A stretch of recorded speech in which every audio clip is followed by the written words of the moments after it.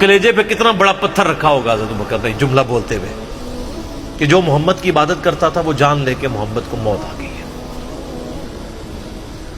وَمَنْ كَانَ يَعْبُدُ اللَّهَ، اور جو اللہ کی عبادت کرتا ہے وہ جان لے ان اللہ حی لا یموت، اللہ زندہ ہے، اللہ کو کبھی موت نہیں آئے گی. کیا توحید کی تعلیمات ہیں. حضور کی میت کے اوپر حضور کے فضائل نہیں بیان ہو رہے، توحید بیان ہو رہی ہے. Point to be noted. کیوں سر؟ پہلے بھی انسانیت نے رسک لیا. دنیا کا سب سے بڑا شرک ایک پیغمبر کے نام پہ تو کھڑا ہوا ہے، عیسیٰ ابن مریم کے نام پہ. نبی علیہ السلام کو عیسیٰ ابن مریم نہیں اللہ نے بننے دیا. ایسے تربیت یافتہ وہ صحابہ جو کل تک آپ کے وضو کا پانی نیچے نہیں گرنے دے رہے تھے، آج وفات پہ کھڑے ہو کے فرضی خطبہ دے رہے ہیں. جو محمد کی عبادت کرتا تھا جان لو محمد کو موت آ گئی ہے، جو اللہ کی عبادت کرتا تھا جان لو اللہ زندہ ہے. پھر آیت بھی پڑھی، صرف فرضی جملہ نہیں بولا. آپ تو کہہ رہے ہیں شرک ختم ہو گیا. حضرت ابوبکر جب شروع نہیں ہوا تھا اس وقت بھی کہہ رہے تھے کہ نبی علیہ السلام کو کسی نے خدا نہیں بنانا، کیونکہ بخاری کی حدیث ہے، دیکھنا میری شان کو اس طرح بلند نہ کرنا جس طرح عیسیٰ ابن مریم کو لوگوں نے کیا. میں اللہ کا بندہ اور اس کا رسول ہوں، مجھے اللہ کا بندہ اور اس کا رسول ہی کہنا. سر وارفتگی، دیوانگی، عشق کی ساری کیفیت حضور کی وفات کے بعد بالکل چینج ہوگی. صحابہ کی ہونا تو چاہیے تھا جو وضو کا پانی نہیں گرنے دے رہے تھے جا کے قبر کی مٹی چاٹنا شروع کر دیتے. ایسا نہیں ہوا. وہ تعلیمات کی باؤنڈریز کو کراس نہیں کرتے تھے. تو پھر انہوں نے آیت پڑھی سورہ آل عمران آیت نمبر 144، وما محمد الا رسول قد خلت من قبلہ الرسل افإن مات او قتل انقلبتم علی اعقابکم. محمد تو نہیں مگر ایک رسول ہی، اگر یہ فوت ہو جائیں یا دین جو جنگ میں قتل کر دیے جائیں، شہید ہو جائیں، کیا تم دین سے الٹے قدم پھر جاؤ گے؟ جو کوئی دین سے الٹے قدم پھیرے گا اللہ کا کوئی نقصان نہیں کرے گا اور اللہ ثابت قدم رہنے والوں کو جزا دے گا. پھر سورہ الزمر کی آیت نمبر 30 پڑھی، انک میت وانہم میتون. نبی تمہیں بھی مرنا ہے اور ان کو بھی موت آنی ہے تمہارے مخالفین کو. پھر تم اللہ کے حضور جھگڑو گے، اللہ تمہارا فیصلہ کرے گا. یہ سیدنا ابوبکر کی حضور کی وفات کے وقت استقامت. پھر جھگڑا کھڑا ہو گیا حضور کو دفنانا کدھر ہے. جامعہ ترمذی میں حدیث ہے، سیدنا ابوبکر کہتے ہیں کہ میں نے نبی علیہ السلام سے یہ بات سنی تھی کہ اللہ اپنے پیغمبر کو وہیں پہ موت دیتا ہے جو اس کے لیے سب سے پسندیدہ جگہ اللہ کے نزدیک ہوتی ہے. تو حضور کی جو چارپائی ہے نا اس کے نیچے ان کی قبر کھولو، وہاں پہ اللہ نے ان کو موت دی. پہلے صحابہ میں رائے نہیں طے ہو رہی تھی کہاں دفنانا. پھر سنن نسائی الکبریٰ کے اندر پورا وفات النبی چیپٹر ہے، سنن ابن ماجہ میں بھی موجود ہے کچھ حصہ اس کا. پھر لوگوں نے پوچھا کہ نبی علیہ السلام کا جنازہ ہوگا؟ انہوں نے کہا ہاں ہوگا. اسی طریقے سے تکبیر کہو اور سورہ فاتحہ اور اس کے بعد درود شریف اور اس طریقے سے 4 تکبیرات پڑھو. لیکن ایک فرق تھا کہ نبی علیہ السلام کو پروٹوکول صحابہ نے دیا ہے کہ آپ کی جو جنازے کی نماز ہے نا وہ جماعت کے ساتھ نہیں ہوئی. صحابہ نے یہ پروٹوکول دیا کہ حضور کی میت کی موجودگی میں بھی کوئی شخص امامت نہ کروائے.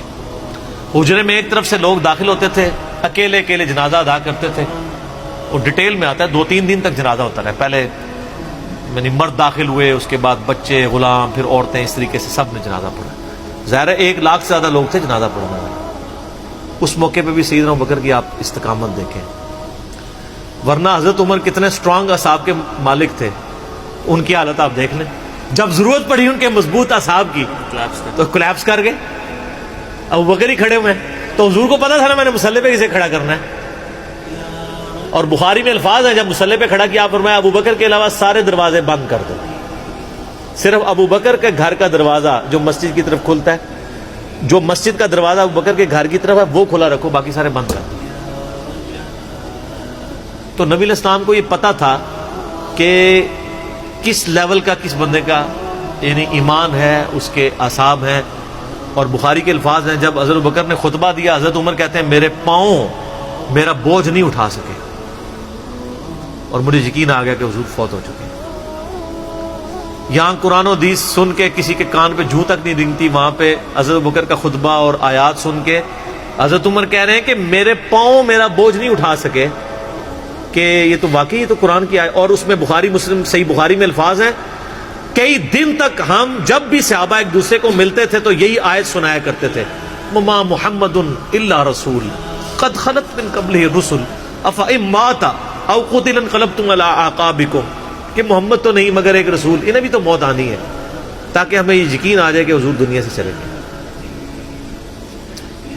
تو یہ صحابہ کرام علیہم رضوان کی نبی علیہ السلام کے ساتھ عقیدت تھی، اور سیدنا ابوبکر آپ کو بالکل صف اول میں نظر آئیں گے، ٹاپ آف دا لسٹ، معاملات کو ہینڈل کرنے میں، چیزوں کو بالکل من و سنت کے مطابق ڈھالنے میں، اور ہر معاملے میں رجوع لانے کے اوپر، اور اہل بیت کے ساتھ کمٹمنٹ کے اوپر، ہر مسئلے میں آپ کو حضرت ابوبکر صدیق کی قربانیاں ٹاپ آف دا لسٹ نظر آئیں گی۔ تو بات کہاں سے کہاں شروع ہوئی، فی البدی میں تو اور گھنٹوں بول سکتا ہوں، مجھے اتنی حدیثیں یاد ہیں یہ فضائل کے اعتبار سے۔ آخر میں اصول برکت کے لیے میں وہ حدیث بیان کروں گا جو میں اکثر بیان کرتا ہوں۔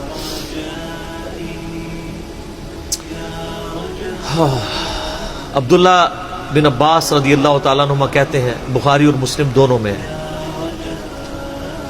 کہ سیدنا عمر کی میت رکھی ہوئی تھی اور لوگ آ کے ان کی میت پہ سلام پڑھ رہے تھے اور اپنے اپنے انداز میں خراج تحسین پیش کر رہے تھے کہ اس شخص کی وجہ سے اسلام کو کیا عروج ملا۔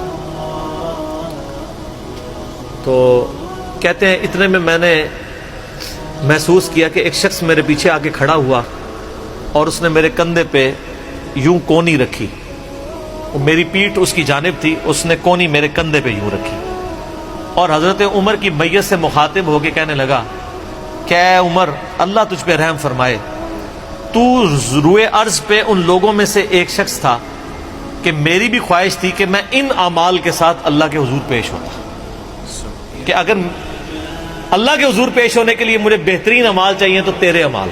ظاہر ہے جی رومن اور پرشین امپائر گری ہے، کس لیول کا عروج،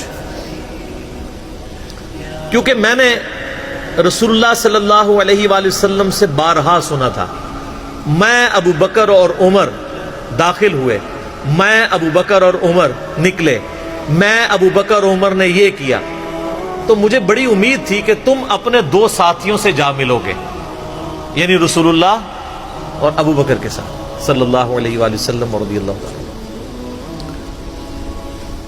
تو یعنی نبی علیہ السلام کے بعد سیدنا ابو بکر اور پھر حضرت عمر بھی وہیں پہ پہنچ گئے۔ تو مجھے نبی علیہ السلام کے اس فرمان سے لگتا تھا جس طرح آپ اپنی زندگی میں کہتے تھے نا، میں ابو بکر عمر، میں ابو بکر عمر، میں ابو بکر عمر، مجھے پتا تھا تم نے جا کے انہی سے ہی ملنا ہے جا کے، اور دیکھ لیں قبر بھی پھر ساتھ بنی دونوں کی۔ تو عبداللہ ابن عباس کہتے ہیں کہ میں نے جب یوں مڑ کے دیکھا تو وہ سیدنا علی بن ابی طالب تھے جو حضرت عمر کی میت کے اوپر یہ کلمات پڑھ رہے تھے، میں ابو بکر اور عمر، میں ابو بکر اور عمر رضی اللہ عنہم اجمعین وعلیہم السلام اجمعین۔